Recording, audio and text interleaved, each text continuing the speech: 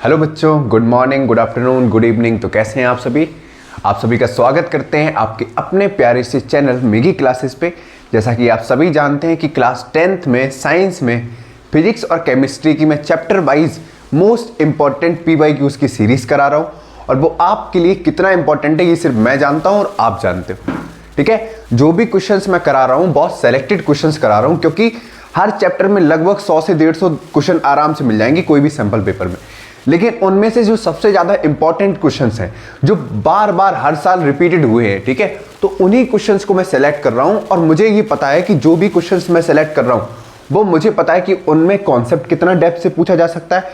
ठीक है, उस क्वेश्चन का इंपॉर्टेंस क्या है, आपको वो चीज अभी एनालाइज नहीं होगी। ठीक है, क्योंकि आपने कहीं ना कहीं कॉन्सेप्ट पढ़ने में मक्कारी की है, और जिन बच्चों ने बहुत अच्छे से पढ़ा है उनके लिए बहुत बढ़िया है, उनके लिए ये चीज बहुत अच्छे से रिवीजन का काम करेगी। ठीक है, अगर आपको लगता है कि आप अच्छे क्वेश्चंस प्रैक्टिस नहीं कर पा रहे हो तो आप यहाँ पे आइए, मैं आपके लिए बहुत अच्छे सेलेक्टेड क्वेश्चंस यहाँ पर प्रैक्टिस करा रहा हूँ। और मुझे ये नहीं कहना है कि मैं जो भी क्वेश्चंस कराऊंगा same as it is paper में मिलेंगे। इन क्वेश्चन को देख के आपको एकदम मजा आएगा। अगर आपने तैयारी अच्छे से की है ना, तो क्वेश्चंस अटेम्प्ट करने में आपको जो फील आएगा ना, उसी में आपकी मेहनत वसूल हो जाएगी। ठीक है, और दूसरी चीज ये है कि जो भी क्वेश्चन सेलेक्ट किए मैं गारंटी देता हूँ, गारंटी, क्योंकि क्वेश्चन कोई नया नहीं बन के आएगा क्लास 10th के लिए। ठीक है, क्लास 10th में वही क्वेश्चन घुमा के पूछा जाएगा और कई बार आ चुका है क्वेश्चन। अगर आप सैंपल पेपर सही आपने ठीक ठाक लगाए हैं तो आपको ये चीज का आइडिया जरूर रहा होगा कि कुछ क्वेश्चंस आप अपने पैटर्न से पता लगा लेते हो कि हाँ ये क्वेश्चन आ सकता है, ये क्वेश्चन आपको प्री बोर्ड में देखने को मिला होगा।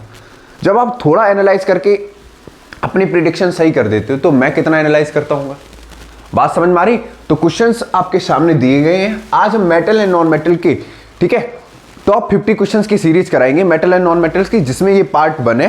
अब पार्ट 1 में कितने क्वेश्चंस हो जाते हैं, 5 होते हैं, 10 होते हैं, ये मेरे ऊपर डिपेंड करता है। लेकिन मेटल एंड नॉन मेटल के टॉप 50 क्वेश्चंस कराने की गारंटी मेरी है। और टॉप 50 क्वेश्चंस अगर आपने कर लिए तो आप अपने एग्जाम में चुटकियों में हर क्वेश्चन सॉल्व कर पे आओगे। ठीक है, जिस क्वेश्चन को सॉल्व करने में आपको 3 मिनट लग रहे, 2 मिनट लग रहे, वो क्वेश्चन आप ऐसे देखोगे, अरे ये तो मैंने वीडियो में देखा था, सर ने सॉल्यूशन कराया था और मुझे ये वाला क्वेश्चन आता है। ठीक है, तो कॉपी पेन निकाल लो, कंबल से बाहर आ जाओ, एकदम सर्दी को करो बाय बाय और क्वेश्चन करना स्टार्ट करो। ठीक है, कॉपी पेन निकाल लो और पेटी पैक होके बैठो। पहला क्वेश्चन कह रहा है, right the chemical equation for the reaction taking place when steam is passed over a hot aluminium. अरे यार एक मिनट रुकना, ये क्या हो गया, तररम्पम हो गया। एक मिनट रुको यार, क्या प्रॉब्लम है, देख रहे हो भैया मारकर, अभी इसमें इंक डाली थी, इसको हाइजा हो गया, हाइजा। आप लोग क्वेश्चन अटेम्प्ट करने की कोशिश करो।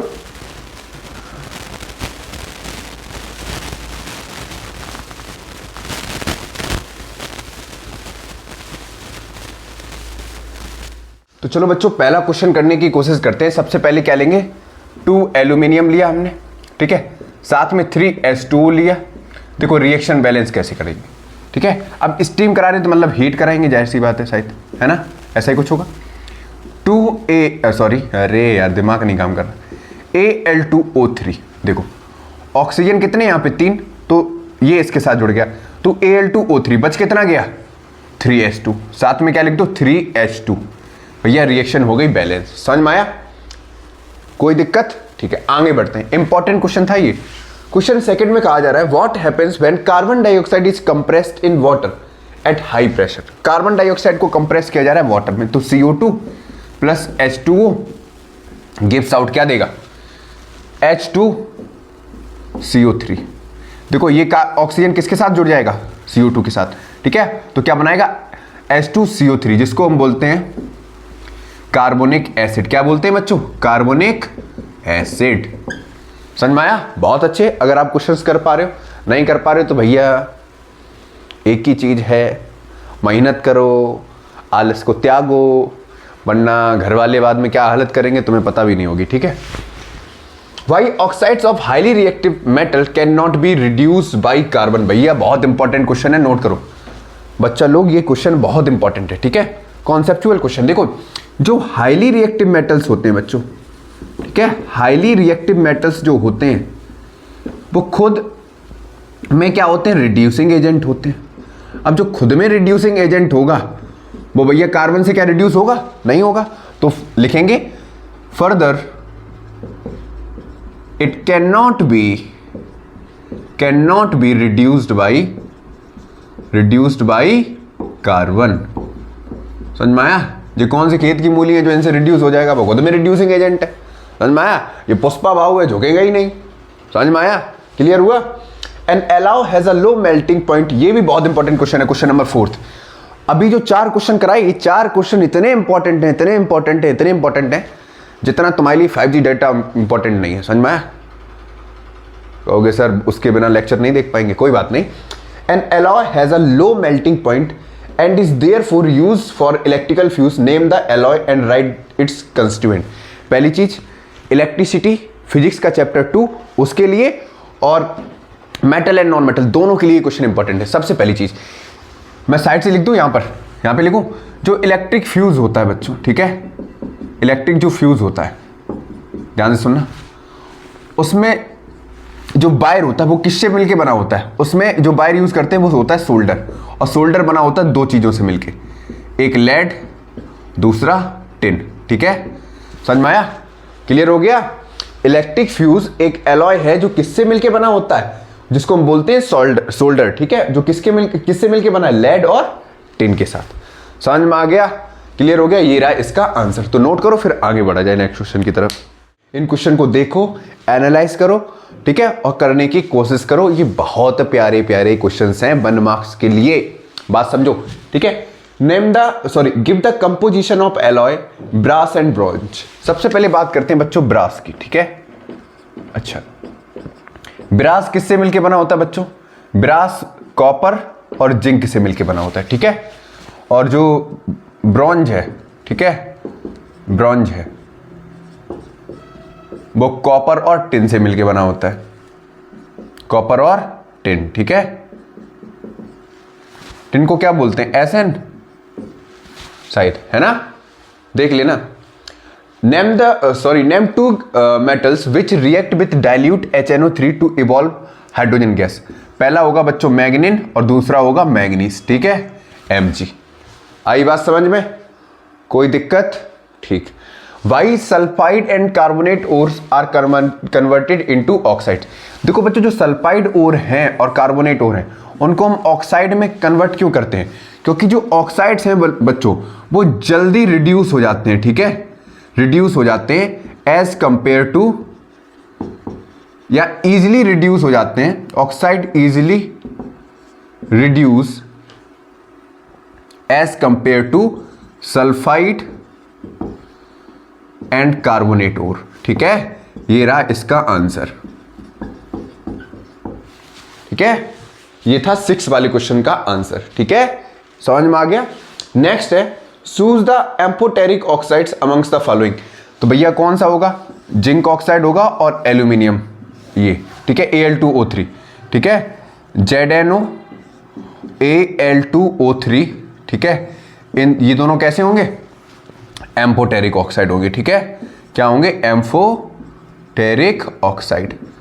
और बाकियों के नाम आप कमेंट बॉक्स में बताएंगे, ये कौन सा होगा, ये कौन सा होगा, ये कौन सा होगा।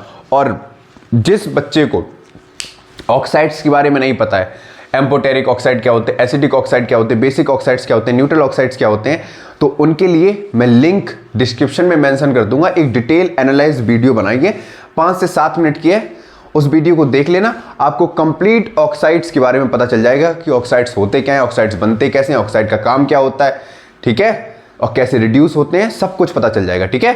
तो लिंक वीडियो में डिस्क्रिप्शन में मेंशन कर दूंगा, ध्यान से देख लीजिएगा, ठीक है, नोट करो। एक और इंपॉर्टेंट क्वेश्चन, इस क्वेश्चन पर जितने इंपॉर्टेंट मार्क कर सकते हो कर लो, क्योंकि ये क्वेश्चन आपको एग्जाम में देखने को मिल सकता है, गारंटीड, ठीक है। अब देखो क्वेश्चन क्या कह रहा है। कोई एलिमेंट A है, ठीक है, जो 2 ऑक्साइड बनाता है, एक बनाता है AO और एक बनाता है AO2, ठीक है। AO है वो न्यूट्रल ऑक्साइड है और जो AO2 है वो एसिडिक इन नेचर है, ठीक है। Would you call a element A a metal और अ नॉन मेटल? उसको क्या बोलोगे, आप मेटल बोलोगे या नॉन मेटल बोलोगे?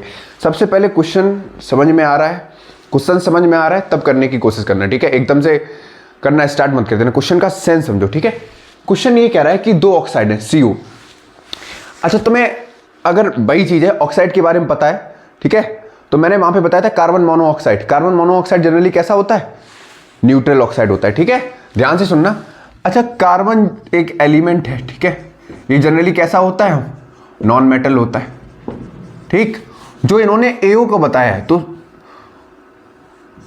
जो AO है वो क्या हो जाएगा, CO, मतलब कार्बन मोनोऑक्साइड होगा, ठीक है। और ये जनरली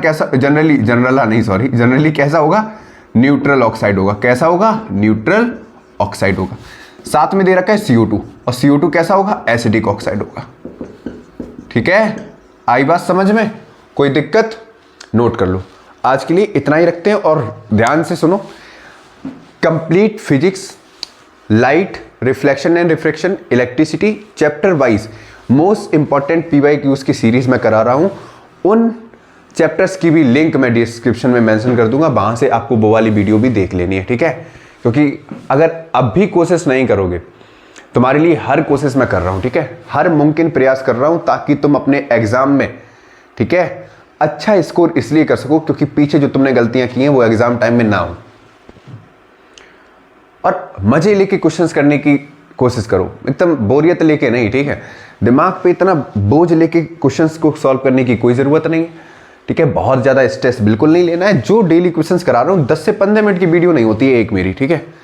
अगर 7-8 क्वेश्चन प्रैक्टिस कर पा रहे हो तो कितनी अच्छी चीज़ है, ठीक है।